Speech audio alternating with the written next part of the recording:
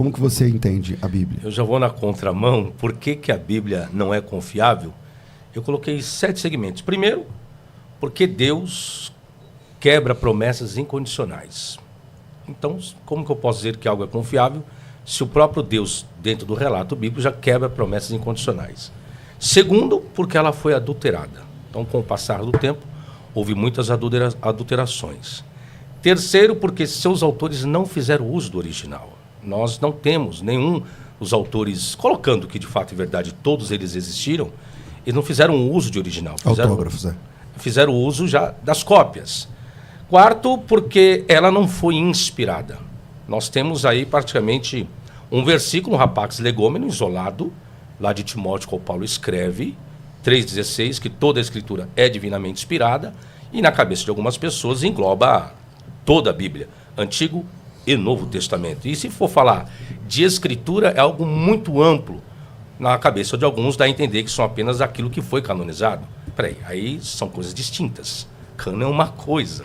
Então, nós temos que tomar cuidado a respeito disso. Quinto, porque ela contém contradições. Então, como que eu posso confiar 100% em algo que dentro desse algo existem muitas questões contraditórias? E também porque não corresponde à realidade nem histórica, nem factual.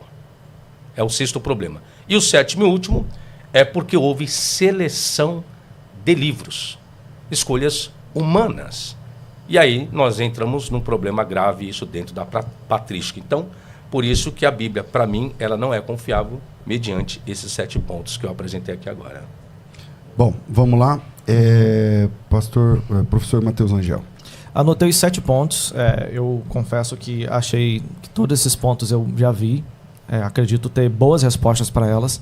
Mas eu queria pegar principalmente nessa questão de que no seu terceiro ponto, você fala que não tem os originais. E aí eu queria saber do Sabino o seguinte: essa premissa de que é preciso ter os originais para que as cópias, por exemplo, sejam confiáveis, é uma premissa que Clark Pinnock ele aborda esse ponto. Só que tem um detalhe. Não só Clark Pinnock. Eu anotei aqui pelo menos uns 10 autores, onde todos eles, Sabino, falam que não existia ali um original, mas as cópias não deixam de ser confiáveis por causa disso, por conta da dinamicidade do texto. Então eu não encontrei ninguém que defende exatamente o que você defende. Por exemplo, o fato de não ter os originais faz com que as cópias não sejam confiáveis. E aí a gente vai remontar ao período do 1º século, onde as pessoas elas tinham uma maneira de produzir o conteúdo, uma maneira de ler isso nas suas eclesias, né? E diante disso eu queria te fazer essa pergunta. Você está sozinho nisso? É só você que crê que a ausência de um original ela faz com que as cópias não sejam confiáveis? Na verdade, não estou só. Tantos outros, Barth, Ehrman, Menzinger vai tratar a respeito disso. Não só isso, até a própria patrística vai elencar alguma coisa a respeito disso. O que acontece? Quando você fala de original, sabe o que dá a entender para muitas pessoas? Que o original que constitui a verdade. Esse é o maior perigo, o maior problema. E se o original já contém erro? Logo, se o original contém erro, as cópias conteriam o quê? Erros também. Eu posso confiar naquilo que está errado, naquilo que está deturpado? Então, a primeira coisa é tirar da cabeça que original, sinônimo de verdade absoluta. Não, simplesmente original, que seria a composição que veio originalmente do autor. Vamos colocar no caso aqui, Moisés, os apóstolos, aí escreveram. Aí eu tenho o original. O original que saiu da mão deles. Espera aí. Mas aquilo que saiu da mão originalmente dos escritores é sinônimo de verdade? Não, não é sinônimo de verdade. Se você tem algo já com problema, um caso original, como ficariam as cópias? E o exemplo, uma das cópias que nós temos é o livro de Crônicas. O livro de Crônicas, querendo ou não, praticamente é quase uma cópia do livro de Samuel, do livro de Reis. E lá mesmo nós já temos problemas, por quê? Já uma cópia tentando fazer harmonizações. Olha a cópia aí. Não estou falando que o Crônicas é original. O Crônicas praticamente é um livro que procura fazer harmonizações do Antigo Testamento. Você quer ver um do Novo? Evangelho de Lucas. Evangelho de Lucas é um dos evangelhos que mais harmonizações tem em cima de Mateus e Marcos. Aí eu pergunto, qual que é o original? Qual que é o correto? Qual é a narrativa correta? É de Mateus? É de Marcos? De Lucas ou de João? Então eu não Perfeito. estou só. Os próprios livros escritos já dizem isso. Tá, então nesse caso a sua resposta se baseia de que o original ele também pode ter erros e isso ter sido passado para as cópias. Com certeza. Primeiro ponto. Segundo ponto de que a harmonização é um processo que gera desconfiança, porque você tem que ajustar ali para poder e não seria exatamente um texto assim. Eu devo dizer o seguinte, Sabino. Primeiro, o primeiro argumento seu de que o original pode ter erros, ele é uma abstração intelectual. Por que é uma abstração intelectual? Porque você também não tem como comprovar isso. Nem eu, nem você. A gente está no mesmo barco aqui. Concorda comigo? Não, discordo. Você tem o original? Não, eu não tenho original. Então como é que você não, pode na provar sua que ele tem premissa, erro? igual você colocou. Você pode provar que o original lá continha erro ou continha verdade? Usa a própria Bíblia aqui. Não, você pode provar que o original tinha erro? Se eu posso provar? Não. Se não existe original, eu posso dizer que existia erro. Perfeito. Você eu pode também não provar posso que ele tem provar. acerto? Não, fechou. Esse ponto então a gente está fechado. O Beleza? original não existe. Não, beleza. Só que agora, por que o original não existe? Nós temos alguns pontos, né? O primeiro ponto, então, só pra gente poder organizar. O Sabino, ele colocou aqui que o fato de ele não ter o original, ele não pode dizer que tem erro. Mas ele supõe que tem erro. Essa suposição, Sabino, é muito complicado, porque lembra do nosso debate anterior, onde nós falamos que um dos 17 erros é pressupor que a Bíblia está errada até que ela se prove o contrário? É Porque o lado exatamente o que você está positivo fazendo. E porque o lado positivo é o certo, o lado negativo é errado. Não, eu, por exemplo, não defendo que os autógrafos eles são inerrantes. Mas contém a verdade ou contém erro? Verdade. Ah, então é uma Mas- pressuposição também sua. Uma verdade filosófica. Concorda comigo? É um conceito filosófico? Não estou lidando com filosofia, estou lidando com texto bíblico. Não, mas você não tem o original. Como é que você vai falar Nem de você. ori- Então você não pode falar de verdade no original se Então- você também não tem. Então a gente vai falar de filosofia. Não, vamos falar de texto. Não, o que é verdade? Vamos aqui lidar com texto? Bora? Não, mas Vamos o que é verdade? O que é verdade é aquilo que você acha que é verdade para você. Uma caneta Climamon é verdade? Estou dizendo a verdade ou mentira? Verdade. Por quê? Porque você está vendo, não é isso? Sim. Ok? Ok. O que é a verdade então? A verdade ela é demonstrável. A caneta que tá. A verdade é demonstrável. A caneta que tá na minha mochila é verdade ou não? Eu não sei, não estou vendo lá dentro. Pois é. Tem que ser demonstrável. Entendeu? Mas tem uma caneta lá. Então eu tenho acesso a Aí eu verdades não que você posso não te tem. dizer, não posso confiar na sua palavra. Eu não estou vendo. Não, beleza. Aí, Você diz que está. Não tô aí vendo. entra o Como ponto pode da, dizer que é aí verdade? entra o ponto da demonstração. Aí entra o ponto da Então, demonstração. é onde que eu vou usar os textos para demonstrar Olha que a só. Bíblia não é confiável. Só que só você, e se forçar muito Bart Ehrman, acredita que pode ter algum tipo de erro no original. Eu acho que partir dessa ideia é totalmente falacioso. Porque assim como eu não posso comprovar que tem verdade no original, eu creio, você também crê que não tem verdade lá. Eu não lido com crença, eu lido com comprovação. É Não, diferente. mas você não consegue comprovar que tem mentira no original. Eu vou usar aqui porque ó, não os tem o textos original. aqui, colocando a sua suposição aqui. Ó. Não, tudo bem, mas Se você... terminar, eu apresento. Mas a gente entrou nesse ponto aqui. Eu não tenho original nem você. Eu não posso provar verdade nele e você não pode provar mentira. Tudo bem até aqui? Mais ou menos. Mas por que mais ou menos? Eu espero que você conclua seu raciocínio que eu chego Conclui, aqui. Matheus. pra ele. Porque se a gente tem que ter pelo menos um mínimo de honestidade. Sabino tá mais à vontade para fazer apologética do erro do que eu da verdade, entendeu? Então olha só, se nós não temos o original, esse papel, supondo que ele não existe, eu não posso dizer o que tem nele. Então, existe uma cópia desse papel. Aí entra um outro ponto, Sabino, que é a teoria do mapa rasgado. O que a teoria do mapa rasgado diz? Que o próprio Clark Pinnock fala. Ele fala o seguinte, olha, supondo que tem uma aula, e nessa aula um professor aplicou o conteúdo dele. Beleza? Beleza. O conteúdo daquela aula foi perdido, mas 10 alunos fizeram anotações daquele conteúdo da aula. Você considera que aquelas anotações do conteúdo da aula, de quem estava prestando atenção, são confiáveis para representar a aula? Nessa sua analogia, sim. Nessa sua analogia, sim. Não Mas- referente à Bíblia. Essa é uma analogia que, inclusive, Bart Ehrman dizia que era a mais possível para ser o original confiável. Ok, Sabino. Por que não pode ser confiável, gente? Primeiro, deixa eu entrar aqui. Tiago 4,5 diz assim: a respeito dos originais, ou supondo que em vão diz a Escritura. Que Escritura? Tiago 4. 4,5. É com ciúmes que por nós anseia o Espírito que ele fez habitar em nós? O problema é que não existe esse versículo em nenhum livro canônico conhecido. Então, quando você fala de original, você tem que saber o que era o original. Então, eu vou subentender em cima daquilo que eles tinham como confiável para eles. Existem várias citações que existem no Antigo e no Novo Testamento que você não vai encontrar em lugar algum. Só que na cabeça de alguns, o original o que é? O 66 livros ou as cópias, conforme o professor Matheus Rangel acabou de colocar. As cópias são confiáveis? Também não. Por quê? E se o professor errou na sua apresentação em sala de aula, professor Matheus Angel? Logo, então, os alunos acabaram copiando a informação do professor de forma equivocada e errada. E se o professor errou numa referência bibliográfica, numa pontuação, ou em algum cálculo, e os alunos copiaram, o que aconteceu?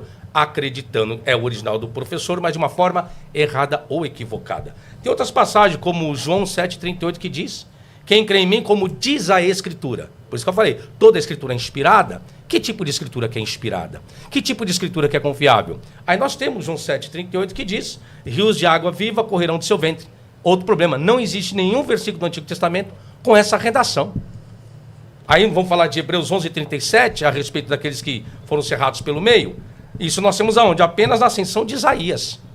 Então você vê que é muito mais livros que percorriam naquele período para tentar falar de confiabilidade, de original ou de cópia inerrante, quando os próprios escritores do Novo Testamento estão com uma variação de conteúdo sendo apresentado, algo como autoritativo para eles. E usando a expressão, como diz a Escritura. Então, qual é a Escritura inspirada? Qual é a Escritura confiável? O autógrafo não tem. A cópia eu posso dizer que ela é confiável?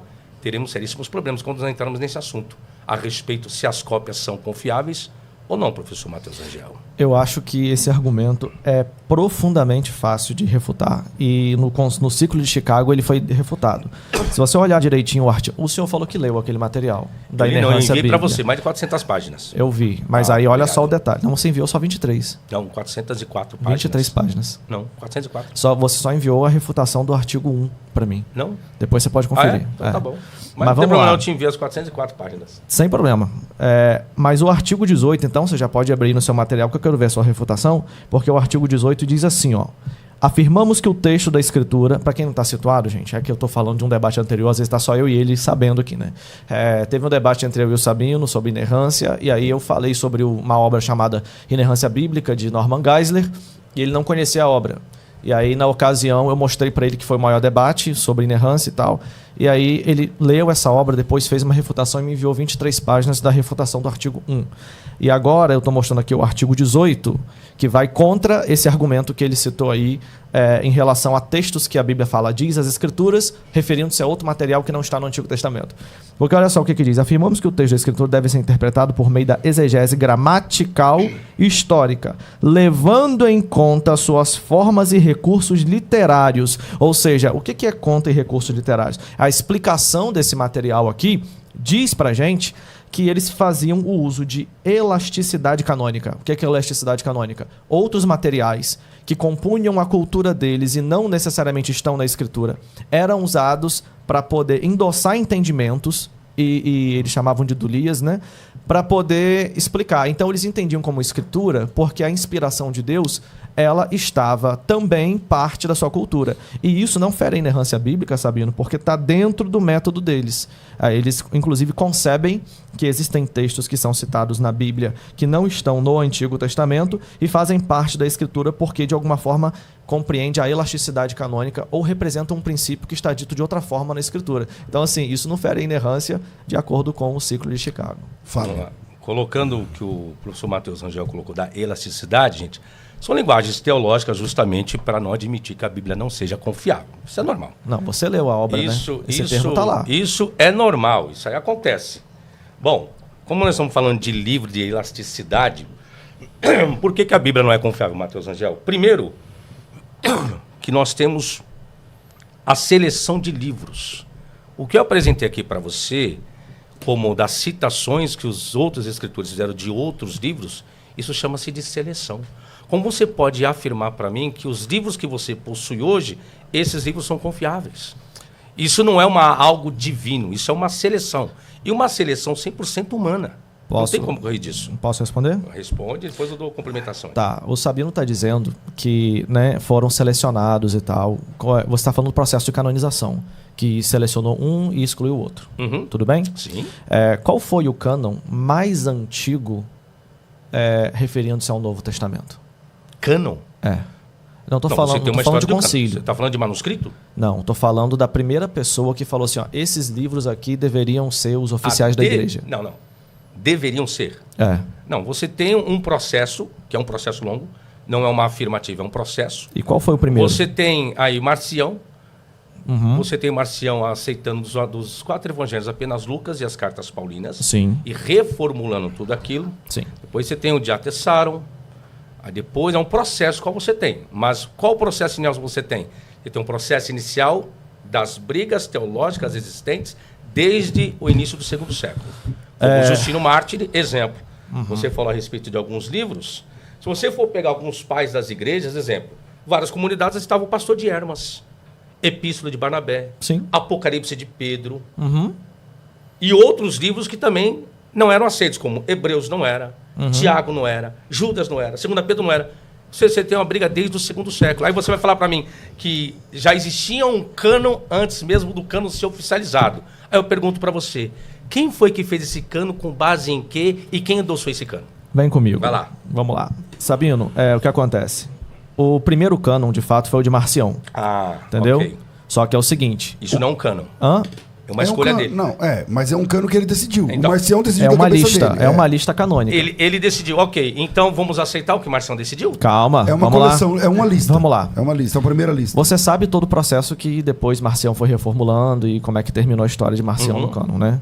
Ok. E qual foi, então, o único cânon que guiou os concílios? O primeiro que guiou os concílios foi o cânon de Irineu. Adivinha o cânon de Irineu? Quantos livros ele tem? Eu vou contar aqui para você. Ó. Os 4 evangelhos, Mateus, Marcos, Lucas e João. Atos dos Apóstolos. Uma a Romanos, 2 a Corinto, 1 a Gálatas, 1 a Efésios, 1 a Filipenses, 1 a Colossenses, 2 a Tessalonicenses, 2 a Timóteo, 1 a Tito, 1 a Filemão, 1 a Hebreus, 1 a Tiago, 1 a 1 Pedro, 2 Pedro, 1 João, 2 João, 3 João, Judas e Apocalipse. 27. Nós estamos falando de um cânon de 130 depois de Cristo, que foi o único oficial. Qual obra que Irineu apresenta aí? Inclusive eu te mostrei essa obra também no debate. Você chegou a comprar, ler essa obra? Não, essa obra não. Então, responde a minha pergunta, por favor. Não, calma aí. Aí, olha só. Irineu, aqui nós estamos falando de 130, tá bom? Depois de Cristo. Irineu, ele escreveu e colocou aqui os 27 livros canônicos. Aí, olha o que o autor diz, entendeu? Esse autor aqui, ele é católico, ele é um padre da PUC, pesquisador. Aquele que, inclusive, eu mandei para você que ele respondeu a minha pergunta. Ele coloca lá, no final dessa página aqui, ó, a discussão desses cânons, e ele esse é o melhor material sobre canonização. E ele coloca aqui, ó, por exemplo... Matheus, já entendi tudo que você falou, só quero que você me dá qual obra de Irineu ele colocou essa lista. Qual obra de Irineu? Coloco aqui para você. Qual obra de Irineu? Tá aqui, ó. Tá aqui. Contra as heresias? Tá. Não. Qual? Ele colocou aqui a obra de Irineu. Você tem certeza que é a citação de Irineu, pai da igreja? Isso é citação ou é outra pessoa? Isso é citação de Irineu. Então me conta qual obra de Irineu foi essa, vai lá. Ele colocou aqui, ó, o Regula Fide, Regula Veritatis, mas não é essa obra de Justino Mártir. Ele falou que Justino Mártir falou isso de Irineu. Justino Mártir falou isso de Irineu. Isso. Peraí, Justino Mártir falou isso de Irineu. Justino Mártir falou isso de Irineu se Justino Mártir antecede Irineu? Não entendi agora. Não, calma aí, olha só. E isso daqui, ele está colocando no dicionário de crítica textual do Novo Testamento, do cânon, apócrifo, paleografia. Então, gente, é o seguinte, a obra que Matheus Angel quis colocar o cano de Irineu não é cano de Irineu. Não, isso é o que a apologética quer colocar, porque quando eu pedir a referência de qual obra é de Irineu, ele teria que me dar o quê? A referência da obra de Irineu. E Irineu não escreve isso em suas obras. Ou você vai falar que foi Justino Mártir? Não, Justino Mártir não antecede Irineu, pai da igreja. Justino Mártir não tem um cano. O Justino Mártir vai fazer várias citações de vários livros, assim como Irineu. Assim como Irineu. Para quem não sabe, gente, quem selecionou 4 evangelhos e denominou o nome de Mateus, Marcos, Lucas e João é o pai da igreja, Irineu. Sabe em cima do quê? Em cima de uma simbologia. Olha a construção do cânon para Irineu. Não é uma verdade que ele constrói. Em cima daquilo que ele achou lindo, maravilhoso e bonito. As 4 estações, os 4 ventos e não sei o quê. Em cima de uma simbologia em sobra contra as heresias. Sabino, só para você poder analisar aqui direitinho, ele está colocando o texto italiano do cânon de Marcião de Sinop, né? Ele coloca aqui.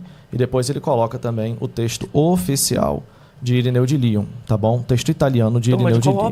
De Irineu de Lyon. Ele está colocando aqui, ele pega essa referência no dicionário de crítica textual do Novo Testamento. Crítica textual. Não, mas calma aí, você está pressupondo que o dicionário está errado e você está certo. Não. A sua referência está errada, está equivocada. A sua obra, qual você está citando? Não tá, não. Se Irineu construiu um cano, presta atenção, Matheus Angel. Se Irineu construiu um cano, eu preciso saber qual obra de Irineu. É só isso que eu quero. Tudo bem. Quais das obras de Você Irineu? pode consultar essa obra aqui Não, e ver as ele não referências, trouxe a as referência. referências primárias Ele dele. não trouxe a referência de Irineu? Ele colocou a Em qual referência obra, aqui quantas heresias do que tá? dicionário. Aí o que acontece? Não tem, Sabino gente, está desculpa. novamente, Não tem. pressupondo que as coisas estou estão pressupondo. erradas Coisa simples de me antes de que apresentar. essas coisas sejam provadas. E aí o que acontece?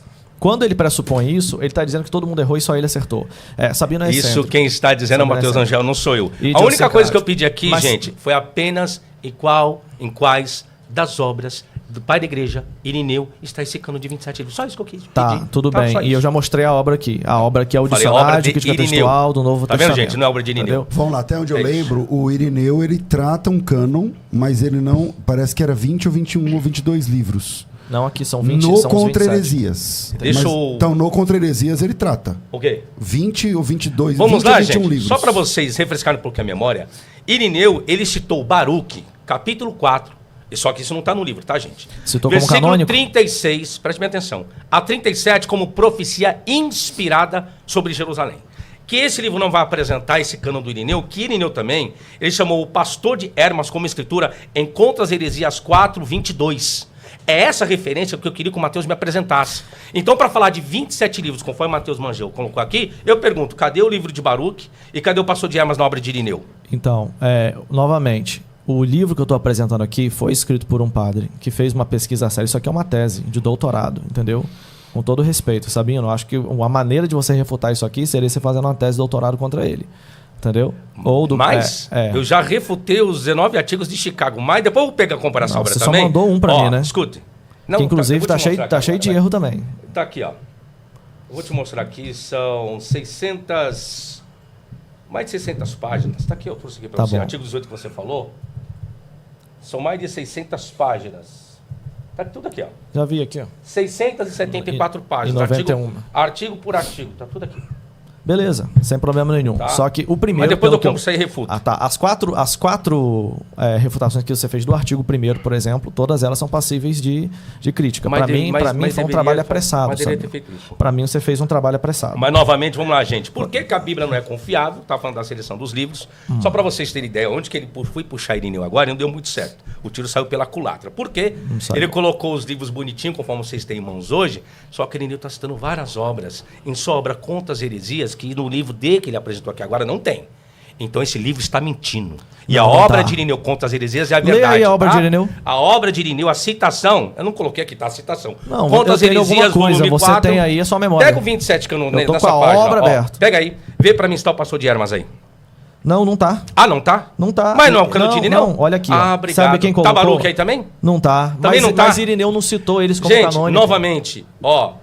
Sabino. Irineu de Lyon, em sua Contas Heresias 4, 22, cita o livro de Baruque, que é um acréscimo ao livro de Jeremias, que não faz parte da sua Bíblia protestante, Vocês estão mas falando faz de duas parte da coisas Bíblia diferentes. católica. Vocês estão falando de duas coisas É que ele entrou em diferentes. cano, é isso que eu tô explicando. Tudo bem, mas ele tá falando até agora que eu entendi, cânon do Novo Testamento. Baruque é cânon do Novo Testamento? Não, ele tá falando do cano de Irineu, não é do Novo Testamento, sim, Irineu. mas o cânon de Irineu, Irineu. do Novo Testamento. Não, eu tô falando do cano de É, Irineu. do Novo Independe... Para Irineu, então não tem nenhum livro César Cavalcante, sagrado do Antigo ó, Testamento? veja bem, independe se é do Antigo ou do Novo. Ele quis formatar o que era o cano para Irineu. Eu estou explicando o que era o cano para o Irineu. Mas E você sobra está contra as explicando heresias. baseado na sua memória, Exemplo, o Sabino. pastor de Hermas Você não é tem antigo, nenhuma é obra, novo. eu tô É com um novo. livro aberto aqui, O pastor ó. de Hermas é novo. Sim, mas Baruque não é. Sabe o É que, isso aí. Não, sabe o que é eu tô interessante? falando- Olha só, vocês têm duas opções. Deixa eu só concluir meu vocês... raciocínio. Ah, não, Deixa deixa eu eu concluir. concluir. Peraí, Porque eu peraí, tava peraí. Aí vocês estão falando... fazendo uma pergunta Não, que eu tava com ele, eu tava não com tô ele. Tá, então vai, concluindo. conclui, raciocínio. depois eu falo. Conclui. Ok? O que acontece? O Mateus levantou o cano de Irineu, colocando que o livro ali está certo. Quando eu solicitei a referência da obra de Irineu, o livro não apresenta.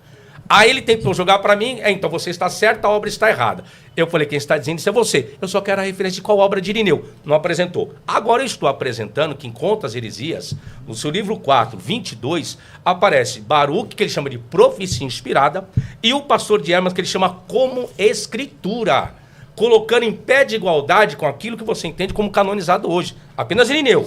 Agora deixa eu prosseguir. Olha Clemente de Alexandria. Clemente de Alexandria, do início do segundo século, em 215, ele vai citar primeiro de Enoque, em sua obra Estrômata, Sabedoria de Salomão, Eclesiástico e Novo Testamento. Evangelho dos Hebreus, Trômata 2, 9, 45 e Pastor de Hermas.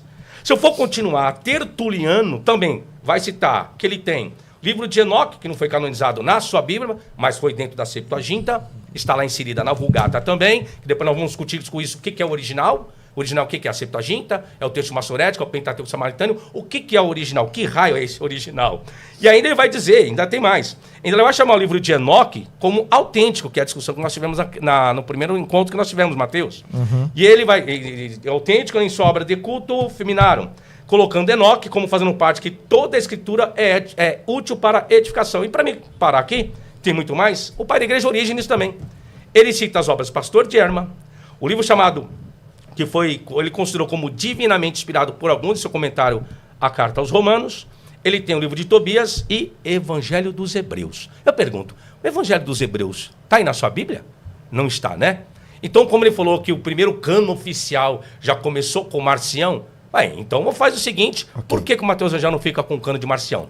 Não, vamos apelar para Irineu, que é mais fácil. Mateus. Não vamos apelar para Irineu. Na verdade é o seguinte, vocês têm duas opções. Ou vocês ficam com Sabino, que está citando o cânon de Irineu e não conseguem ler os materiais dele aí, ou vocês ficam com Mateus, o padre... material aqui, Mateus. Não, cadê? Você abriu aí a fonte primária que está falando do cânon de Irineu? Eu só tô aqui, ó. Não, mas cadê o cânon de Irineu? Você tá com um slide aí. Eu tô com slide para facilitar, porque se eu for ler tudo, pelo amor de Deus. Não, mas cadê a obra de Irineu? Fala seu argumento. Eu falei quantas heresias, apresentei a referência. Mas ela coloca lá outros livros além desse? Sim. Então o Sabino, você vai lá e pega, o Sabino vai ter que ter o trabalho de refutar Ok. esse material. Agora deixa eu falar. Vocês têm duas opções. Ou vocês ficam com o padre Valdeci Gonzaga, que é doutor, mestre em teologia bíblica na Universidade Católica Gregoriana de Roma. Também é pós-doutor, né, pela FAS de BH. E também pelo cânon bíblico e tal. É diretor atual do Departamento de Teologia da PUC Rio e Sabino. Vocês têm que escolher duas pessoas, tá bom? Ou o padre ou o Sabino. E aí, gente, diante dessa situação, vocês também têm que ver aí vocês que fazem o Sabino... quê? Aí você só coloca, tira minhas credenciais. Você pediu para ficar em silêncio aí, então, por favor. Vai lá. Vocês guardem silêncio. O que acontece? Dentro dessa obra aqui, nós temos a referência do Dicionário de Crítica Textual do Novo Testamento. História, canonização, apocrificidade, paleografia, publicada em São Paulo, 2008, página 56. Lá deve ter a fonte primária que foi citada. E outra coisa que é interessante é que esse padre aqui, ele é um padre. Significa que a aceitação dos apócrifos por parte dele é diferente de nós protestantes. Então eu estou usando um livro de alguém que assume, inclusive, que outros cânones aqui, ele citou o de Clemente de Alexandria. O de Clemente de Alexandria, de fato, ele coloca aqui que tem alguns livros diferentes, como o Evangelho aos Hebreus, o Evangelho aos Egípcios e a Carta de Barnabé. Ele coloca mesmo. Então não teria o porquê desconfiar que ele escondeu algum livro apócrifo no cânon de Irineu de Lyon, só porque Sabino está levantando essa suposição. Eu acho que o que a gente tem que fazer é o seguinte, verifiquem aí nessa obra, tá bom? Julguem vocês quem é que tem um nível de credibilidade para poder trazer mais informações. E aí eu passo a minha palavra. Ok. O Mateus Angel, gente, levantou o espantalho da credencial, né? O camarada é pós-doc, o camarada é isso, o camarada é aquilo. É como se as credenciais é 100% garantido da verdade absoluta. Igual muitos pós-doc que existem por aí, como o Dr. Rodrigo Silva, vou dar um exemplo aqui também, é um pós-doc também. Só que escreveu uma obra lá, usando o papiro de Ipur como verdade absoluta da comprovação do êxodo. Estou refutando página por página do livro dele. As credenciais não resolvem nada, Mateus. O que resolve é a honestidade e a verdade. Agora é minha fala. A honestidade e a verdade é a única coisa que serve. Coisa que o Mateus Angel, quando eu pedi, não apresentou. Aí levanta a credencial do homem. Era simples desse teólogo nessa obra dele. Fazer o quê? Já que ele está citando Irineu, os 27 canos do Irineu, era simples. Só colocar a referência bibliográfica de qual obra de Irineu. Só que, infelizmente, o camarada não colocou. E só para lembrar aos senhores, gente, o cano definitivo foi de Marcião? Não. Foi de Irineu? Não. O cano oficial vem lá por Eusébio de Cesareia. Lá no final da vida dele, em 389, que ele vai colocar os 3 conceitos. Ou seja, a classificação dos livros aceitos, disputados e rejeitados. Olha só. Veja bem, se o cano de Irineu, professor Mateus Angel, era o ideal, por que quando chega em Eusébio de Cesareia teve que fazer 3 classificações? Mas haveria necessidade... Não terminei a minha argumentação, só mote, por favor. Bora. Haveria necessidade? Nenhuma. Se o de Marcião era o correto, se o de Irineu era o correto, se o de Tertuliano era o correto, qualquer um cano era o ideal, porque no final quem teve que resolver isso foi Eusébio de Cesareia. E aí, gente, como fica? Aí não existe argumento para isso. Em sua obra História Eclesiástica, ele vai falar sobre os livros rejeitados e espúrios, mais conhecidos, elidos em alguns lugares, obras como Atos de Paulo, não está na sua Bíblia, Pastor de Erma, não está na sua Bíblia, Apocalipse de Pedro, não está na sua Bíblia, Epístola de Barnabé está na sua Bíblia, também não, Didaquê, também não. Ou seja, só de evangelhos apócrifos nós tínhamos, considerados apócrifos por Irineu, por Eusébio, Evangelho dos Hebreus, Evangelho de Pedro, que circulava e foi rejeitado por Eusébio, de Atos apócrifos, você tem Atos dos Apóstolos, não tem? Tem, mas tinha um Atos de Paulo. Quem rejeitou? Eusébio. Apocalipse, a briga entre Apocalipse de Pedro e Apocalipse de João. O que aconteceu? Rejeitado por Eusébio. E cartas, Epístola de Barnabé, rejeitado por Eusébio. E tudo isso que eu acabei de falar eram livros que circulavam naquele período. Então, quando você tenta levantar um único e exclusivamente pai da igreja, dizer, não, esse pai da igreja montou o primeiro cânon. Seria lindo, maravilhoso isso, Matheus Rangel. Mas isso quer dizer o quê? Que constitui a verdade? Não, apenas uma escolha de livros. Poderia ser muitos outros, ou mais, ou menos. E quem é que fechou o assunto? Eusébio de Cesareia. E seguiram o trabalho de Eusébio de Cesareia. Que, se me falha a memória, acho que foi Eusébio de Cesareia que Constantino pediu para que fizesse cópias da Bíblia, não foi isso? Foi 50 manuscritos. Isso, né? Então, Eusébio de Cesareia. Isso constitui a verdade absoluta? Não.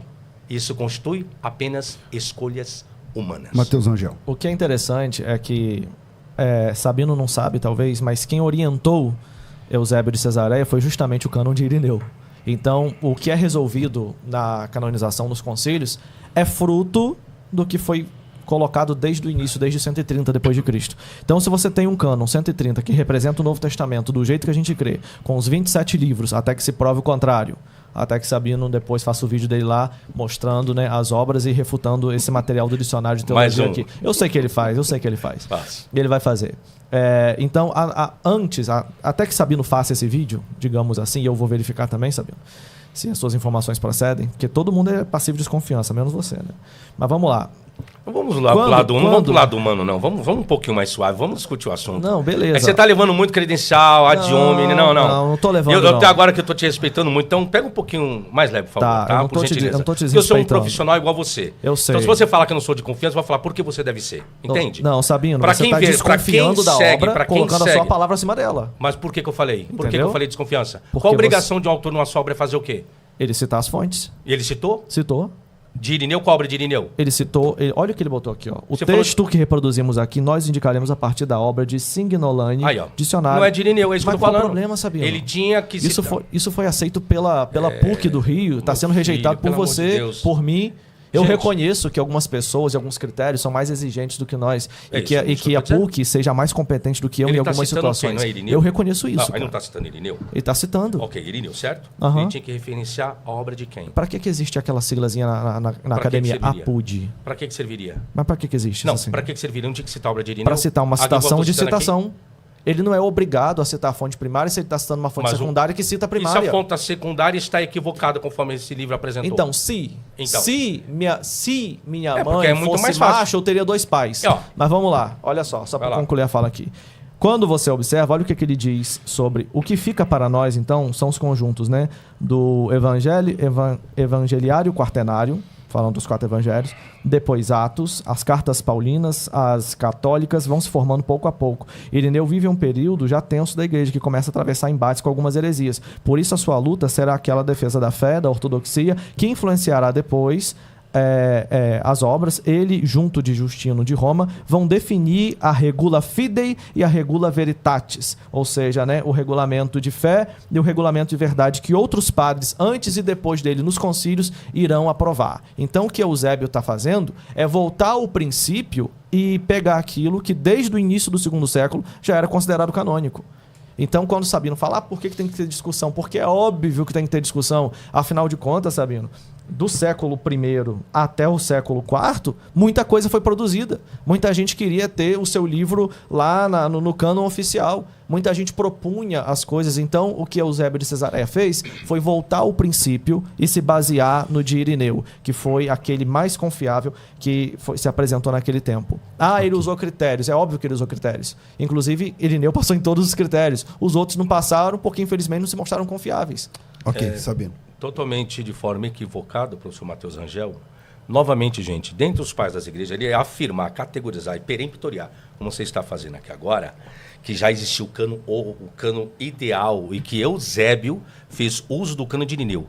Eusébio escreve isso em sua obra, que ele dependeu do cano de Irineu. Está escrito isso na obra de Eusébio, Mateus Angel? Está escrito que na obra de Eusébio, aonde? Tá, qual página? Vai. Está escrito que Eusébio, ele usou o Regula Fide não, e o Regula Veritatis. Tá, qual obra de Eusébio? Certo. Cesareia. História Eclesiástica, qual obra de Eusébio? Não, ele não... Novamente, vai lá. Ele tem aqui, ó. Ou ele seja, tem nessa obra aqui. Agora eu vou terminar. Deixa eu Esse livro, ele pode ser um católico, pode ser padre, pode ser o que for. Igual o Rodrigo Silva, peca num princípio. A análise que eu estou fazendo do Papiro de Pulver de Allan Gardner, a mesma obra que o Rodrigo Silva cita. Sabe o que o Rodrigo Silva fez, senhores? Vai no meu canal para vocês verem. Ele deturpou a obra de Gardner para colocar aquilo que ele queria para endossar crença e fé. É a mesma coisa esse padre.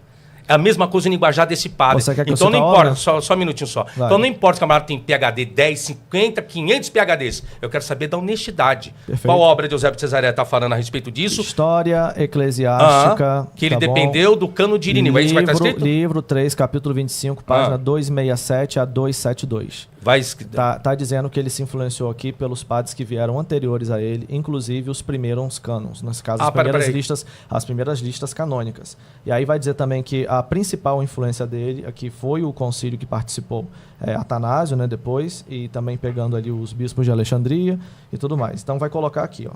E ele fala inclusive da influência de Flávio Joséfo também. Ele Flávio Joséfo com cânon? Eusébio traga o testemunho de Flávio Joséfo acerca dos 22 livros da tradição judaica hebraica. Está falando já de Antigo Testamento. Que é diferente da tradição grega da LXX. Da e aí ele coloca aqui, entendeu? Então, quando ele vai colocando, ele coloca nessa obra dele a influência anterior que ele teve das pessoas. Não, influência, mas estou falando se ele está falando da lista, conforme você apresentou aqui. Ele fala de influência ou uma lista? Eu te perguntei, foi da lista, não de influência. Nas atas do concílio que ele traz aqui... Qual concílio? Do concílio que ele participou. Qual concílio? E de que ano foi esse concílio, por favor? Deixa eu ver aqui, eu acho que foi o de Nicéia. Não, tem que ser o de Nicéia, pela idade. Não. O que o padre está colocando. Porque o cânon não foi feito no concílio de Nicéia. Foi no concílio de Laodiceia, em 363 depois de Cristo. Concílio de Nicéia. Mas concílio de ele Nicéia está referenciando o de Nicéia. O concílio de Nicéia não foi para discutir cânon. Já começa por aí. É verdade. Mas é que ele está dizendo que ele participou daquele cânon. Não, ele está falando do padre aí. Daquele concílio anterior. Bom, deixa eu voltar aqui, que era o momento da minha fala. Tá, ele colocou aqui, que foi realmente depois eu vou ler essa história eclesiástica 3:25, tá? Vai falar que Eusébio... ele verificou o cano formado por Irineu. Novamente, os pais das igrejas, até a formação do cano, gente, até a formação do cano, Clemente de Alexandria citou vários livros considerados apócrifos, que foi rejeitado por Eusébio antes da formalização do cano. Tertuliano, outro pai da igreja, também citou vários livros considerados apócrifos e pseudepígrafos, rejeitado por Eusébio. Orígenes, outro pai da igreja, também citou vários livros apócrifos e chamando de divinamente inspirado. Divinamente inspirado, o pastor de Hermas, em seu comentário aos Romanos 10:31. Até vai citar o livro de Tobias, Orígenes e o Evangelho dos Hebreus, rejeitado também por Eusébio. Irineu, que o professor Mateus Angel apresentou, citou Baruque como profecia inspirada, gente. Inspirada sobre Jerusalém, e o pastor de Hermas como escritura. Aí chega Eusébio e desclassifica tudo isso. E para você saber a que ponto chegou, vocês sabiam que várias passagens do Novo Testamento citam o livro de Enoque? Não está na sua Bíblia, mas cita. Exemplo, Mateus 19:28, quando vai tratar a respeito do Filho do Homem que se assentará no trono da sua glória, é a citação no sentido literal de 1 Enoque 62:5, que diz, quando o Filho do Homem sentar no trono da sua glória. Sabe quando você chega em Mateus 19:28, que vai falar, Mateus 25:31, que é o julgamento do Filho do Homem, Enoque 69:27. E ele se assentou no trono da glória e todo o julgamento foi dado ao Filho do Homem. Sabe Apocalipse 20:13, que diz, e a morte e o inferno deram os mortos que nele havia? Vem de Enoque 51:1, que diz, e a morte e o inferno deram os mortos que neles havia. Ou seja, isso você não enxerga na sua Bíblia, né? E a Bíblia é confiável? Vamos aceitar que é, mas confia no livro de Enoque, então? A igreja etíope tem um livro de Enoque. A Septuaginta tem um livro de Enoque. Sim.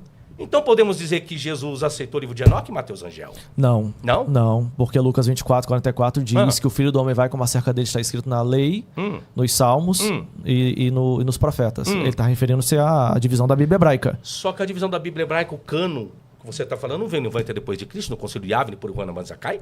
Jesus estava nesse período? Primeiro que esse concílio aí, você sabe que é muito suspeito de ter nem existido, né? A não ser que você prove a respeito disso, né? Não, calma aí, quem tá falando é você que tem que provar. Não, a carta Que diz o Hanan isso. Ben-Zakkai disse isso no concílio de Jamnia. Agora, se você analisar direitinho, a Septuaginta, ela pegou o texto e ela acrescentou mais 15. Em que período que isso aconteceu? 285 a.C. Antes de Cristo. É, Aí você falou que Jesus fez uso da Septuaginta, não foi? fez. Então Jesus aceitou o livro de Enoque? Não, porque Não? ele fez. Não, ele falou, olha só. Onde ele fez o livro de Enoque? Onde ele citou o livro de Enoque? Hã? Onde ele citou O livro de de... Não, você não entendeu meu raciocínio. Se Jesus fez citação da Septuaginta, o livro de Enoque não fazia parte da Septuaginta? Aí ele tem que citar o livro de Enoque. Não, tinha os jubileus, tinha outros livros também. E aí A minha pergunta é essa. Não, Não? a inspiração sobre o Filho do Homem, ela estava na Bíblia hebraica. Tanto E é que aonde ele vem usa a isso história do Filho de do forma Homem? tripartida. Inclusive, nem Flávio Josefo aceita a Septuaginta, entre outros. Mas né? Jesus aceitou. Não, Jesus não aceitou. Mas você mesmo falou que Jesus lia na sinagoga a Septuaginta? Não, eu acho que você está. Ou você não afirmou isso? Não, Não? Não, eu afirmei que ele lia. Então, e a Septuaginta porque era qual o os livros material. que- Ô Sabino, Quais livros? você lê esse livro aqui, você Ó, concorda com ele? Novamente, responde a minha pergunta, por favor, Antônio. Não sai pela tangente, por gentileza. Não, tô saindo não. Se Peraí, deixa eu Jesus- entender a lógica dele. Qual que é Não, o seu porque o argumento? Matheus Rangel defende que Jesus lia a Septuaginta. E na Septuaginta nós temos os livros considerados apócrifos e pseudepígrafos. No primeiro Sim. debate. Então, é isso que eu estou entendo. dizendo. Logo, então Jesus aceitava o livro de Enoque. Se Jesus aceitava o livro de Enoque, que faz parte da Septuaginta, por que foi negado depois? É isso que eu tô Cara, dizendo. isso daí- Então, peraí. O argumento do Sabino é o seguinte. Jesus usava a Septuaginta, todo mundo sabe. Você também sabe, né? Ele usava a Septuaginta, né? A citação de Jesus, muitas vezes, vem da Septuaginta e não dos aí tem um textos problema. mais não, antigos. não poderia ser da Septuaginta, é outro problema. Nós estamos dependendo que os escritores estão escrevendo, fazendo uso da Septuaginta. Já o dito de Jesus é outros 500. Não dá, tá? por conta do Salmo 22. O Salmo 22 que Jesus cita na cruz é o da Septuaginta. Aí você E tá não, colocando- e não aí- o do texto Aí tem muita diferença, hebraico. César. Assim, ó, César, você falar que ali é um dito de Jesus é uma outra história. Ali você tem o que o escritor está colocando.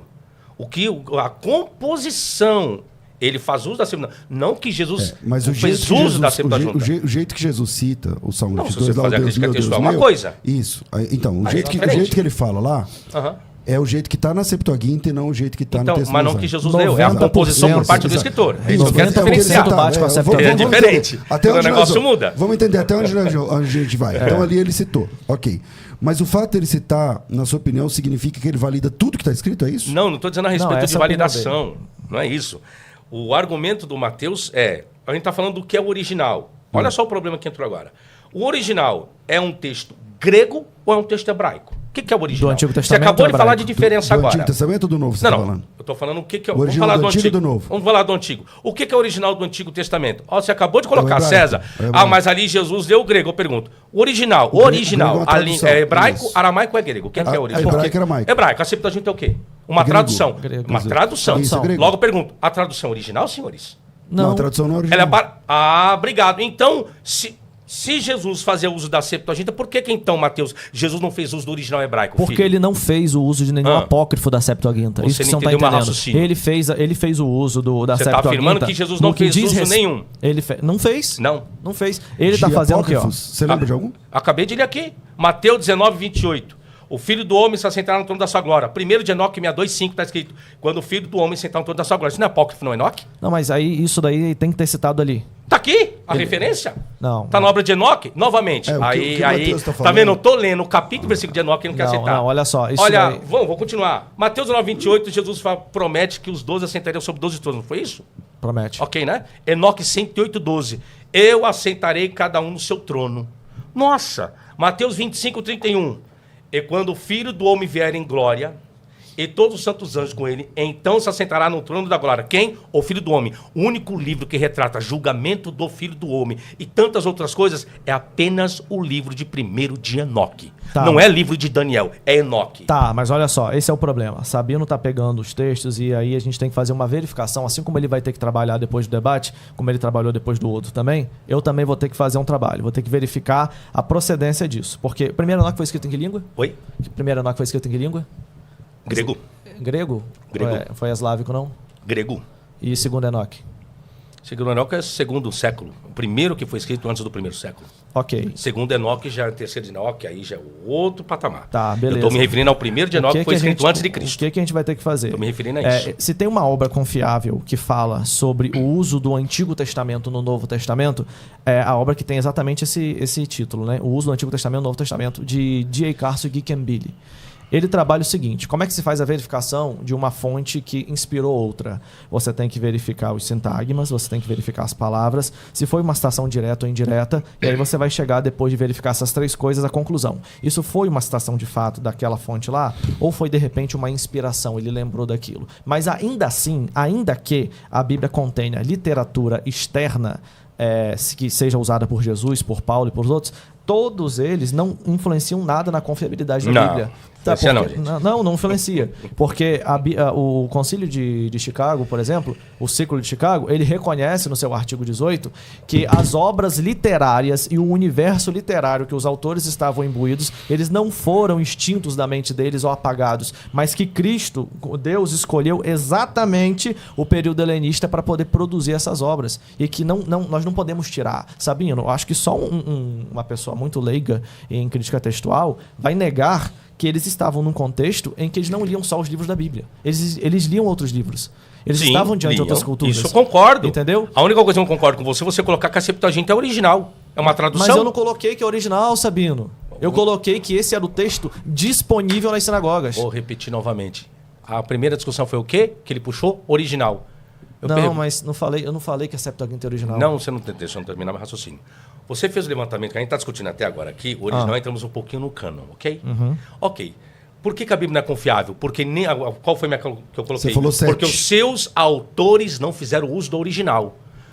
Os autores fizeram uso do quê? De uma tradução que a Septuaginta, 80% ou 90% das referências que os evangelhos fazem do Antigo Testamento, como o César colocou, vem da Septuaginta. Sim. Então, se ele se preocupasse, conforme você se preocupa, e a sua declaração de Chicago se preocupa com os autógrafos, com os originais, se nem os próprios escritores se preocuparem, muito menos Jesus, fizeram uso de uma tradução e não de um original, Matheus Angel. Isso que eu levantei. Veja bem, o assunto aqui é muito técnico. E a maioria das pessoas que está acompanhando não tem familiaridade com esse tema. É verdade, a Septuaginta é uma tradução, não é texto original.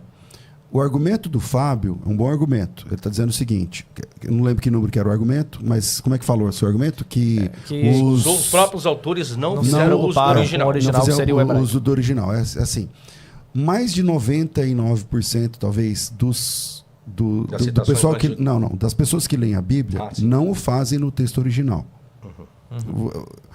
Veja bem, eu sei hebraico. Eu não leio a Bíblia para mim no hebraico. Eu leio em português. Você sabe hebraico, não sabe? Mas você lê a Bíblia como? Em português. Português. Você sabe grego e hebraico. Você lê como? Em português. Isso é um fato. Sempre foi assim. A gente lê na tradução que é mais familiar a gente.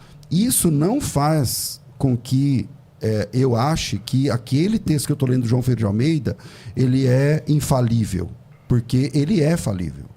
Porque é uma tradução. Como é que diz o provérbio italiano lá? Tradutore, traidor. E todo tradutor é um... Parafraseamento, parafraseado. É um traidor. Tira a originalidade. Agora, isso não significa, Sabino, que o fato de usar uma tradução, que é o que nós fazemos, que o que o primeiro século fazia, o que é o texto mais disponível para eles, isso não faz com que eles deixem de acreditar que é palavra de Deus, correto? Aí você colocou um ato de crença. Eu estou falando de credibilidade e originalidade, César, é diferente. Então, mas quando você lê um texto, você vai ler a Ilíada de Homero, foi escrito em grego.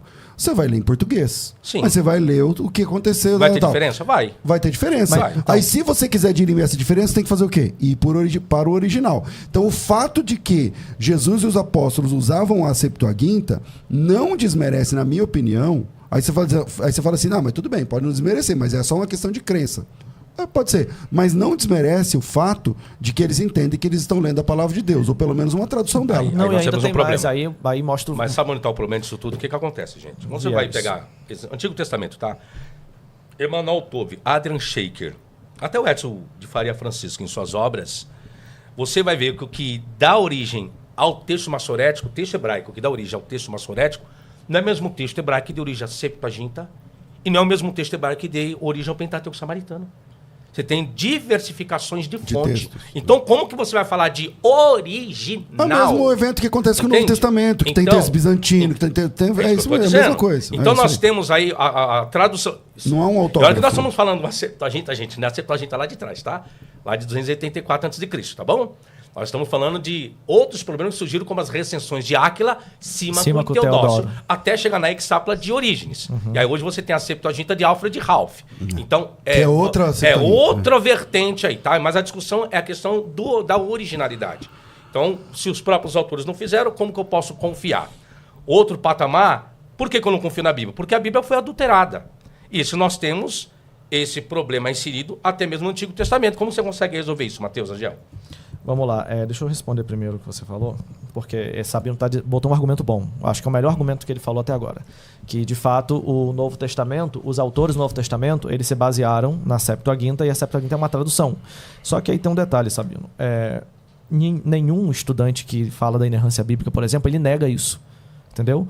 Só que isso não influencia exatamente a Bíblia a ter erro. Porque o conceito de erro, você estudou o livro. Eu pressuponho que você saiba o conceito de erro dentro do Concílio de Chicago. O senhor sabe o conceito de erro? Vamos lá. Para eles. Deixa eu explicar uma coisa para você. Quando você faz esse levantamento e você aceita que a Septuaginta é uma tradução. Sim. Aí você diz que não contém erro. Ok. Pega o texto massorético, pega o Pentateuco samaritano, pega a Septuaginta e compara a mesma passagem. Pergunta, é perfeita? Não, eu faço isso a cada 15 dias. É perfeita? Não. Do Egito chamei meu filho. Em hebraico está dizendo o quê? A Septuaginta diz o quê? O hebraico diz o quê? Quando você pega o livro de Hebreus, um corpo me preparaste. É o que diz a Septuaginta. O texto hebraico diz o quê? Ouvidos me abristes. Eu pergunto, tem diferença? Então, esse é o Tem, não tem? Eu vou colocar aqui depois para você. Tem. Para você entender o que é erro, o que é essas diferenças, você precisa fazer isso pelo menos dentro do que a gente crê como inerrância. Porque senão a gente vai debater duas coisas. Eu não lido com crença. Não, calma aí. Não é possível. Você lida com crenças. Você não está lidando com crenças do jeito que as pessoas lidam. Eu estou falando aqui de uma obra que você leu. Você está dizendo que leu essa obra. Fez aí um material de 600 páginas. Tá tudo aqui. Talvez você... Só que eu não poderia pegar 600 páginas daqui hoje. Não, claro. Eu propus debater apenas isso, mas... Pelo jeito que você trabalhou nessa obra, você estudou ela mais do que eu. E aí, o mínimo, o básico, num livro de inerrância é saber como ele define o que é erro. Não, então, o problema é que define erro tudo com questão de crença e fé. Sabe por que ele coloca? Que a Bíblia, sabe por que a Bíblia é inerrante para a declaração de Chicago? Porque Deus e o Espírito Santo supervisionou que cada um escreveu. Está escrito isso na sua obra de inerrância, pelo amor de Deus. Não, isso foi o que saltou à sua vista. Não. É isso aqui, é a sua declaração de Chicago. Que Deus, se Deus supervisionou aquilo que cada um escreveu, professor Matheus Agel. Então, por que, segundo Samuel 24:1, com 1 Crônicas 21:1, eu pergunto, quem citou Davi? Foi Deus ou foi Satanás? Essa é mole. Vai lá. Tem outra não? Que essa é fácil. Não, eu só quero que você responda pro seu público. O que faz uma crônica ser uma crônica? Aqui é uma revisão que ele está fazendo. Responda. O que nós temos aqui? O que faz uma crônica? O que nós temos aqui? O que faz uma harmonização. Uma crônica responde a pergunta. Ser uma crônica. Não venha com outra pergunta. Responde a minha pergunta. Sabino, vai lá. Vamos lá. Eu dei aula pro ensino médio. Tô falando de ensino médio, ensino fundamental, tá? Eu só quero que você me explique. Não, beleza. Eu tô falando de coisa aqui que qualquer pessoa aí, se tiver uma criança de 15 anos que está estudando agora, 13 anos, vai saber o que é uma crônica, tá? Um abraço aí pros meus ex-alunos aí. O que acontece? Uma crônica, ela tem que fazer uma crítica às versões anteriores. Crítica ou adulterar? Crítica. Isso não é criticar, é adulterar. Calma. Deixa eu te ensinar. O que acontece? Em Samuel, você tem o seguinte... Matheus, pega leve, Matheus. Sabino. Pega leve, Matheus. Sabino, você não sabe o que é uma crônica. Só pega leve, Matheus. Tá bom, mas você... É a terceira vez que eu estou só anotando aqui. Tá, pega tá leve, bom, por favor. tá bom. Mas olha só, você usar de homem, o negócio vai mudar. Sabino, você pode me ensinar muita coisa. Assim como você foi educado. Eu também posso te ensinar. Eu não estou aqui para te ensinar. Eu estou aqui para debater. Ok. Eu não estou aqui para ensinar ninguém. Ok. Aí vem aqui para debater um assunto. Qual assunto que nós vamos debater? A Bíblia é confiável? Tá, vamos cada um debate é argumento, não é pessoa. Olha só. Não use de homem. Tá na sua vez. A crônica, gente. Vou pegar pesado aqui, viu, Sérgio? A crônica... Não, tudo bem. É a terceira vez que você vem com a de homem. Não, olha só, você pode fazer o que você quiser. E eu estou sendo educado com você. Não está sendo educado, não. Você está toda hora me afinetando aqui. Toda hora você está me afinetando, chamando disso e daquilo. Vem pra mim aqui. Menos, hein? Olha só. Eu tô vendo. Vocês acham que a gente continua ou termina aqui? Se ele continuar no padrão da assim, educação, beleza. Porque assim, mas toda hora me alfinetar vai ficar difícil. Se baixar o nível... Tá baixando. Quem me conhece, depois não reclamo quando eu baixar. Não tô nem aí pra mim. views, essas coisas, entendeu? Tá.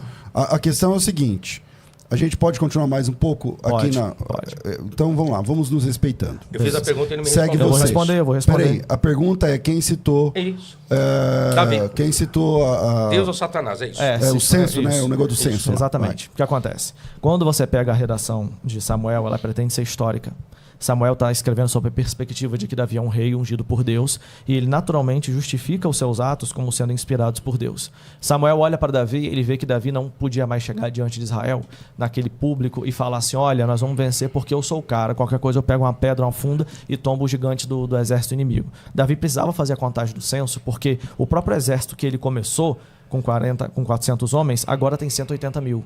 Esses 180 mil vão representar a força nacional. Então, Samuel está escrevendo um texto histórico, a redação, a silhueta do texto, o gênero do texto, ele é histórico-narrativo. Já quando chega em Crônicas, o próprio nome é sugestivo. Ele precisa criticar o que foi feito na história. É por isso que Crônicas vai romper várias vezes, Sabino, com outras redações históricas que você tem em Samuel e em Reis também. Aí ele vai colocar a opinião do cronista. A opinião do cronista é uma coisa que tem que marcar e ela não visa refutar ou contradizer, ela visa apenas apresentar uma outra versão. E na versão do cronista, ele coloca logo no início que foi Satanás que inspirou, porque ele não está considerando Davi como rei nacional. Ele está considerando Davi como uma pessoa que tinha um brio, uma coragem, era um soldado, e agora na posição de rei é como se ele estivesse se acovardando. E aí ele bota que Davi vai contar o censo como se fosse uma espécie de medo, isso é verificado nos versículos posteriores. Então, o fato de... O que é uma crônica? Quando alguém vai escrever uma crônica, ela tem uma silhueta para respeitar. Então, como que se interpreta isso? Conhecendo um pouquinho de gênero literário. Vamos lá responder a pergunta? Não. Vou explicar a coisa para vocês, gente.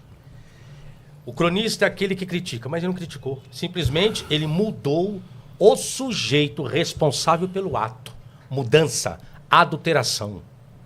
É isso que ele fez. Aí eu pergunto, qual que é o original agora? Qual é a passagem original? A passagem original é 2 Samuel 24:1, que é Deus quem cita Davi, ou é Satanás? Então, beleza. Aí você está confiando numa Bíblia o quê? Que o cronista, segundo o professor Matheus Rangel, ele não criticou, ele adulterou. Sabe por quê? A harmonização. Porque os copistas não permitiam que nada que fosse ofensivo para Deus fosse colocado conforme está em 2 Samuel 24:1. Deus incitando alguém. Aí o que os cronistas fizeram? Não, tira a palavra a Deus, isso nós chamamos de tikkun sofirim, correção dos escribas. Tira Deus e coloca quem? Satanás. Coloca essa figura. Assim como Moisés. Eles não aceitavam nada que fosse pejorativo à pessoa de Moisés. Então fizeram o quê? Adulteraram. Quem explica isso no seu não? Emmanuel Tove, os grandes críticos textuais do Antigo Testamento, Edson de Faria Francisco, no seu Manual da Bíblia Hebraica, Adrian Shaker e tantos outros grandes exegetas do Antigo Testamento. Logo, entendo Mateus que veio aqui para defender a confiabilidade e inerrância.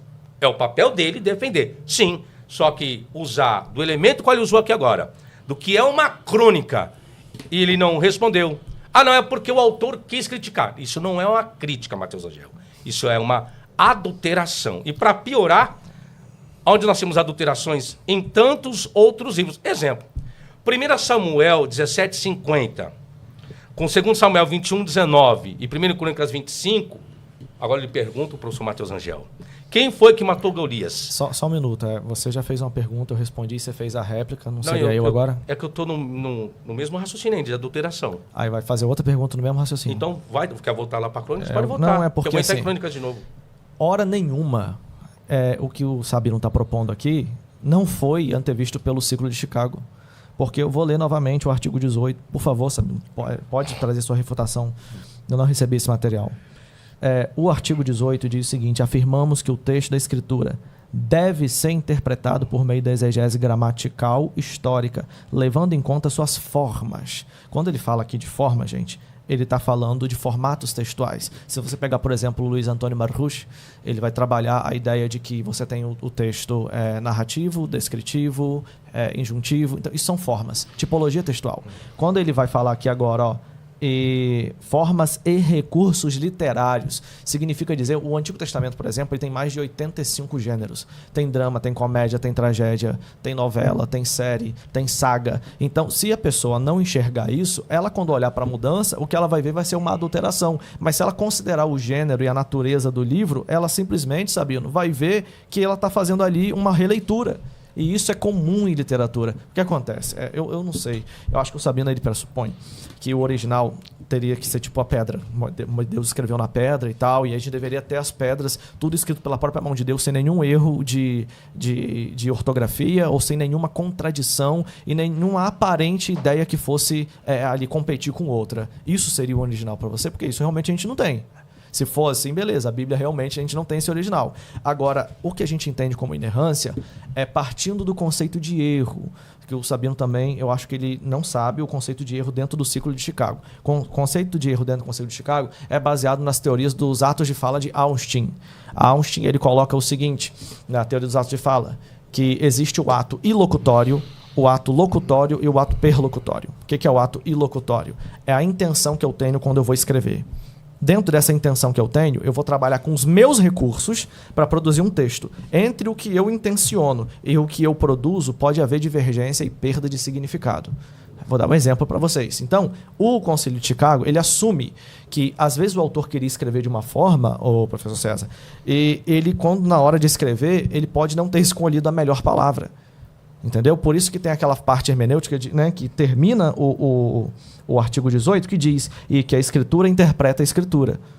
E aí, quando ele está escrevendo, ele já está no ato locutório. E o ato perlocutório é o que chega para a gente. Eu peguei um texto que alguém pensou, imaginou, orquestrou cognitivamente, colocou no papel e agora esse texto chegou até mim.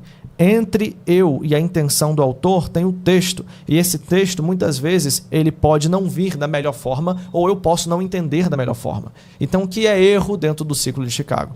Erro dentro do ciclo de Chicago é uma pessoa que intenciona maldosamente escrever um texto errado. Então, vou dar um exemplo. Eu não conheço São Paulo direito. Aqui, qual é o nome do bairro aqui? Aqui... É Paulista? Eu sei que é Paulista, que é São Paulo. Bela Vista, eu acho. Bela Vista. Bela Vista, né? Bela Vista. Então, vamos supor. Aí eu não conheço, não sei onde começa, onde termina Bela Vista. Mas eu intenciono falar para todo mundo que eu estava no programa do César. Aí eu digo um exemplo, sei lá, que eu estou em Morumbi. Eu errei o nome. Mas eu falei, gente, eu estava ali na Avenida Paulista, no Morumbi. As pessoas vão entender a mensagem, mas vão pegar também o erro do bairro que eu coloquei. Agora, a mensagem, eu intencionei fazer um negócio correto. Faltou-me recurso e conhecimento para produzir da forma correta. Aí o que acontece? Sabino pega isso, fala, viu aí, ó, errou. Viu aí, ó, tá errado, errou o nome do bairro, tem contradição, não sei o quê. Onde é o César? É no Morumbi? Então, assim, esse tipo de coisa, o Ciclo de Chicago fala que é um debate que acaba não valendo muito. Ok. Ele está falando muito do Declaração de Chicago, na página 24 da obra. Vocês gostam do negócio de Chicago, né? Vocês tiveram um debate só sobre isso? Não, é isso? não. Ele que levantou isso. Não. Antes. Eu estou refutando online os 19 artigos. De outro debate. De outro debate. Porque ele me apresentou a então obra. Essa história é de outro debate, né? É, de outro debate. Tá. Olha o que diz a Declaração de Chicago. Ele falou algumas coisas. Não, gente. Eu vou ler o que diz na íntegra. As Escrituras Sagradas, sendo a própria palavra de Deus, escritas por homens, olha só, preparados e supervisionados por seu Espírito, com letra maiúscula, possuem autoridade divina infalível em todos os assuntos que abordam. Então, onde tirou isso aqui? Entende? Calma que eu vou continuar, não terminei. Vão vendo o que a Declaração de Chicago, os senhores verem, viu, senhores? Devem ser cridas, devem ser. Eles colocam uma obrigatoriedade na sua cabeça, isso que o Matheus Angel quer. Não terminei o raciocínio ainda, tá? Sim, Se você falar de infabilidade, é isso. Com Calma, bicho. Não, eu tô ele calmo. Ele assim, ó. Ele ainda tá calmo. Ele ainda tá calmo hoje. Que o Matheus assim, ó. Ele falou, não, mas... Calma, eu tô calmo. Vai, vambora. É meu jeito, mas eu tô calmo. Continuo, gente. Queridas, como instrução divina e em tudo que afirmam obedecidas, como mandamento divino, em tudo que requerem, aceitas como penhor divino em tudo que prometem. Lá na página 24 da obra aí de Norman Glaser, da Declaração de Chicago, que você colocou. Agora, deixa eu só refutar um pouquinho. O primeiro ponto crítico a respeito disso está na identificação direta entre palavra de Deus e o texto escrito em todos os seus níveis dessa expressão. O Novo Testamento, de fato, atribui autoridade divina às Escrituras, 2 Timóteo 3,16, mas não define essa autoridade nos termos técnicos de infalibilidade absoluta em todos os assuntos, conforme a sua declaração colocou. O versículo afirma que a Escritura é inspirada por Deus e útil para ensinar, e por aí você vai como você mesmo conhece. James Barr diz, transformar a inspiração em garantia, que é isso que a sua declaração faz, de infalibilidade absoluta, é uma inferência teológica posterior, não uma conclusão direta do texto bíblico. O segundo ponto crítico envolve a expressão em tudo que afirmam, que é isso que você defende. A respeito dessa informação, pressupõe que todas as afirmações bíblicas pertencem ao mesmo nível de discurso e devem ser tratadas como preposições homogêneas. No entanto, o próprio texto bíblico apresenta uma diversidade de gêneros e vozes. Por isso que você não pode pegar e você colocou realmente sobre isso. Só que no início não é isso que eles fazem. É essa afirmativa que eles colocam. Não é. Aí você coloca, não, o Sabino, o pressuposto do Sabino é buscar um defeito, alguma coisa. Não é meu pressuposto, é o que o texto está colocando. É o que o texto diz. Aí o que nós temos que fazer?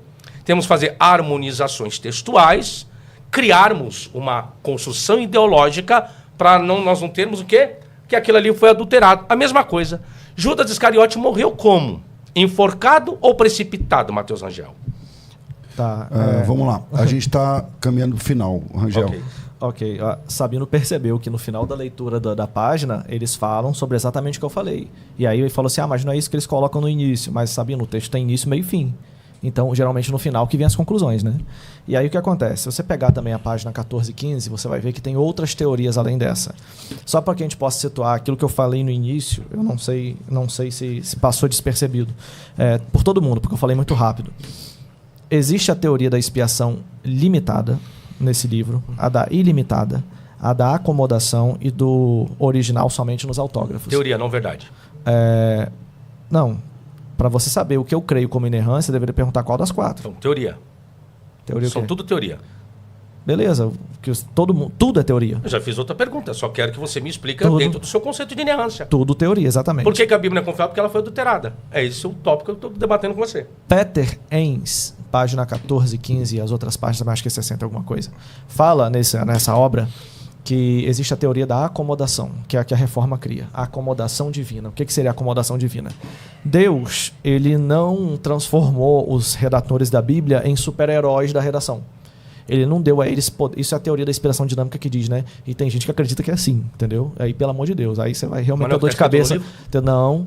Eu acabei de ler? Não, é porque é o que eu falo. Você leu uma página, mas você não leu tudo. Não, eu li a obra toda. Aqui o início, é o prefácio. E por que você não percebeu? Ai, tá vendo? Mas vamos lá, eu não quero te atacar. Mas eu, na minha opinião. Nem devo. O argumento sim, mas não a pessoa. Nem devo. Porque, na minha opinião, ele não leu a obra. Porque a obra coloca, só para vocês poderem entender bem, a obra coloca, gente, vários autores discutindo sobre inerrância. Eu vou dizer para vocês o nome dos autores. Clark Pinnock, que inclusive também faz uma boa refutação à tese do Sabino. Ele diz que não é preciso ter um original para confiar nas cópias, porque no período de produção do Novo Testamento, por exemplo, havia um texto vivo, dinâmico, que sim, ele era emendado algumas vezes, ele faz algumas coisas. Então, Bart Ehrman é o único que está mais próximo do Sabino. Ele coloca opinião. Aí vem Peter Enns, que é aquele que eu concordo mais com a tese dele, da acomodação divina. A acomodação divina, ela diz o seguinte, que Deus acomodou a linguagem dentro do contexto. Ele escolheu pessoas que estavam num contexto que poderiam dizer o que ele queria dizer da melhor forma. Beleza? Aí Sabino fala, é crença. Ele está coçando ali para dizer que é crença. Mas a verdade é a seguinte, é que compreendendo que são pessoas normais, que têm habilidades e também debilidades, elas estão produzindo um texto. Esse texto, do jeito que está escrito, ele representa, sim, um texto confiável. Deixa eu só fazer uma pergunta aqui. Às vezes, quando fala crença, e o Sabino levanta a bandeira, mas aí a crença tal. Qual que é o problema com a crença, o Sabino? Não, porque eu estou discutindo fundamentação, e não uma ideia, e não uma teoria. Eu estou discutindo o texto bíblico. O texto bíblico, vocês têm crença nele, não é isso? Claro. Ok. É isso que eu estou discutindo. Eu não quero discutir a posição do que eu acredito, do que eu creio. Não, eu quero discutir... Mas por que a crença não entra na equação para você? Não, porque é subjetivo. Aí você está criando uma subjetividade e não uma proposição, não um fundamento. Aí como que você vai avaliar? uma construção filosófica, uma construção de crença. Eu não tenho que discutir o que você acredita. Se para você é certo, é ideal, é um mérito seu. Eu não tenho que discutir aquilo que é seu mérito. E você eu quero acredita? discutir qual foi a proposta. Discutir se a Bíblia é confiável, ok? Tratar de Estou forma colocando científica, né? exemplo. Forma científica, exemplo. Quando eu falo que ele falou que a Bíblia foi adulterada e apresentou alguns personagens, Barbara Andy vai tratar da adulteração da Bíblia, F.F. Bruce vai tratar a respeito da adulteração, Kurt Aland, Nessie Aland, Craig, Philip Comfort, todos esses personagens que eu falei, eles têm as suas notas críticas e vai trabalhar a respeito daquele que foi adulterado na Bíblia. Exemplo, Atos 8:37, que não existe nos grandes manuscritos mais antigos. Está em várias Bíblias. Você está falando a defesa do texto crítico, né? É isso que eu estou dizendo. Então, quando a pergunta que eu fiz para ele, da incitação de Davi, eles uma contra-argumentação do propósito de Crônicas. Só que mudou o personagem principal. Na minha cabeça, te ouvindo e ouvindo ele, tem crença dos dois lados. Não, Sim. existe a não crença. é só ele que crê. Não, existe entende? a crença. Você também crê no que você está defendendo. Não é questão de eu crer naquilo que eu defendo. Eu estou expondo o que o texto está dizendo. O que o texto diz? Ó, a pergunta, quem estou Davi? Deus ou Satanás? São autores diferenciados. Qual que é o correto? Qual que é o original? Ele tem a sua explicação e eu trouxe a minha explicação. Por quê? Correção do escriba. Já é uma harmonização textual, o livro de Crônicas. Já é um tico nesse finim. Já é uma correção. Aí eu fiz, como que Judas morreu? Judas morreu enforcado ou precipitado? Nós temos Atos diz uma coisa e o Evangelho de Mateus diz outra. É isso que nós estamos falando. Se a Bíblia é confiável... entendi. É isso que eu quero chegar. Eu fico me policiando para não entrar no meio dos argumentos, porque aí fica 2 contra 1. Mas é que o Mateus não fala que ele se enforcou. Sim? É que Mateus não fala que ele se enforcou. Não. De onde você tirou isso? Ele foi Da enforcar. leitura do texto. Hã? Ele saiu para se enforcar. Saiu para se Certeza? enforcar. É, Sim, tem. 27:5. Tem. 27,5. Vamos lá? Bora. O verbo... Mas eu estou só dando um exemplo. Não, vamos lá agora, vamos para lá. O Vamos. verbo apenxato. Apenxato se trata do aoristo médio de apanco, que é enforcar, estrangular. O aoristo indica o quê? Uma ação... Então, mas é a palavra antes. Hã? A palavra anterior. Não. Eu estou no vocábulo aqui. É que esse vocábulo não define a oração. A oração ela é formada não é de uma palavra. Exato. A palavra anterior Sintagma. define o movimento. Vamos lá. Define o movimento, certo? Isso. Só que o verbo apanco, o aoristo indica o quê? Não é uma ação realizada e concluída? Isso, mas é que a palavra Vamos lá, anterior pegar é que Mateus, define o peraí, deixa eu pegar movimento. o bagulho aqui, Entende? deixa eu pegar aqui, Eu vamos nem lá. tô com o texto aberto aqui, mas Eu vou é ver aqui, tudo que eu não queria era entrar nesse debate, mas tudo Não, bem. mas vamos agora lá. eu gostei, É ficou Mateus tô no 27 grego. o quê? 27,5. 27. Agora eu tô no grego, vai ficar bom. 5. Eu tô sem óculos aqui. Kai Hipsas tá Retirou o C. a Gíria Vocês querem e Tonaon. Kai apelton. Yes. Isso. Kairipsa star kiria eston naon anecoresen. Aí vem Kai, conjunção. Kai apelton apexato. Não é isso? Que é dois, que é um verbo, que é um participal estativo. Mas calma aí, mas o cair aí que você fala cai. A conjunção. Isso, a conjunção ela é aditiva. O apelton aí é que é a palavra que eu tô falando para É o você, verbo. que é a palavra anterior. Auristo. Isso. Não, Auristo o ativo. Auristo que você tá falando era a outra. Não, apelton. Todas Apelton elas, é aí, auristo. todas elas aí são aoristo, mas aí É eis, tudo aoristo. eis a questão. Eis a questão. De acordo com os ensinos mais avançados, Retirou- o aoristo desempenha papel de background. Significa Retirou- dizer que ele forma o cenário e não é o foco dizer sobre isso. Então nós não podemos tratar como foco aquilo que o próprio escritor escolheu ao aoristo, que é a linguagem do não foco, do background, para poder dizer. A única coisa que eu disse que é o seguinte, que Mateus não diz que ele se enforcou. A Bíblia diz que ele saiu para fazer enforcar. Quem É isso aí. coloca isso nas traduções em português, mas não é o grego. Esse é o problema. O grego é aoristo que está aqui e aoristo indica ação realizada e concluída. O Não, calma aí, português coloca no reflexivo. Aí O que não. está realizado e Não. concluído é que ele saiu. É isso. Então, eu só Ele quero saiu. Então, ele saiu. Ação Isso. concluída, ok? Ação concluída. Saiu. Com essa finalidade. Saiu e se enforcou. É diferente. Não, aqui não disse enforcou, né? Então a tradução não, ele foi entendi. enforcar. Ele Mas foi eu entendi, enforcar. eu entendi. Ok. Porque, ok. Mas, porque como eu que- disse, eu não queria... a minha questão era mais investigativa aqui, mas enfim. Eu vou O dar aqui verbo- para cada um um tempo livre aqui de, sei lá, uns 3, porque o Matheus também tem outro compromisso agora, de uns 3, 5 minutos. O Matheus começou. Matheus, você tem o tempo aí que você precisar para terminar. Tá, permita-me, gente, grego é a minha especialidade, então Mateus 25, 27, 5, né? Por que tem o foi ali? né, foi enforcar-se, que dá uma ideia de que ele foi fazer uma ação e não que ele concluiu essa ação. Isso tem porque o verbo apelphon, aqui, ele é um aoristo particípio. E esse particípio desempenha a função adjetiva, que pede na tradução que seja colocado um verbo copulativo. Então, por isso, o tradutor não colocou errado e, de fato, não fala que ele se enforcou, mas que ele foi enforcar-se, tá bom? Esse é o ponto. É para finalizar? Isso, é para finalizar. Mas eu reconheço que textos difíceis como esse, acho que o Sabino tem mais, que mereceria cada um deles uma análise mais, claro. Com mais tempo, mas vamos lá. Exatamente. Mas vamos lá. Então, o que acontece? O que eu poderia explicar, mas eu vou direto a terminar. Na minha visão, a inerrância bíblica, ela é colocada no livro. Eu concordo com o Ciclo de Chicago e concordo principalmente com a tese de Peter Enns, que é a da acomodação divina, onde erro seria uma coisa carregada na intenção.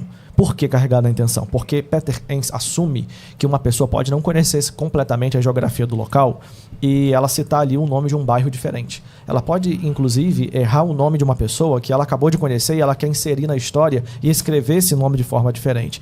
Então, a inerrância da acomodação divina compreende que o autor ele tem recursos que farão ele escrever muito bem ou não muito bem, mas isso não vai ferir a mensagem do texto. Quando não fere a mensagem do texto, nós temos uma mensagem inerrante, infalível, e Pinnock também concorda com isso, entre outros autores, Geisler, Koch e por aí vai. Nesse sentido, você tem um texto confiável, porque ele não foi mal intencionado, feito para manipular ou tudo mais. Não dá para provar, você pode botar na mão de qualquer advogado, não dá para provar que o texto foi feito por um estelionatário, que queria manipular e levar todo mundo a crer. Ou então, como a religião cristã é praticamente a maior que existe, todo mundo aqui foi, né, manipulado, caiu num plano terrível. Jesus é um cara diferenciado. Mas não é assim.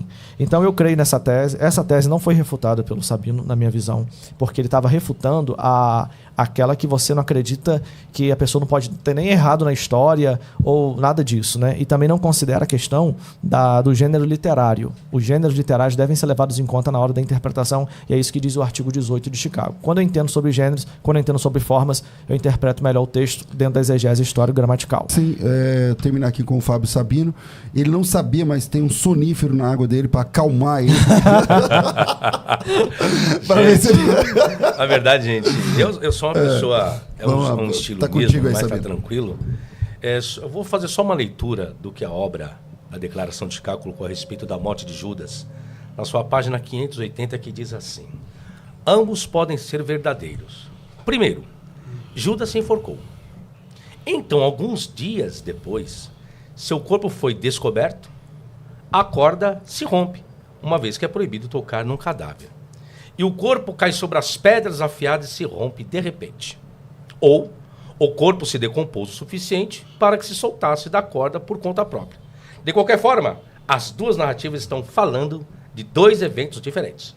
A primeira conta como ele morreu, e a segunda nos informa o que acontece depois. Nenhuma contradição foi demonstrada desde que uma possível explicação está disponível. Quem fez isso? Não fui eu. Declaração de Chicago, qual o professor Matheus Rogel tanto defendeu.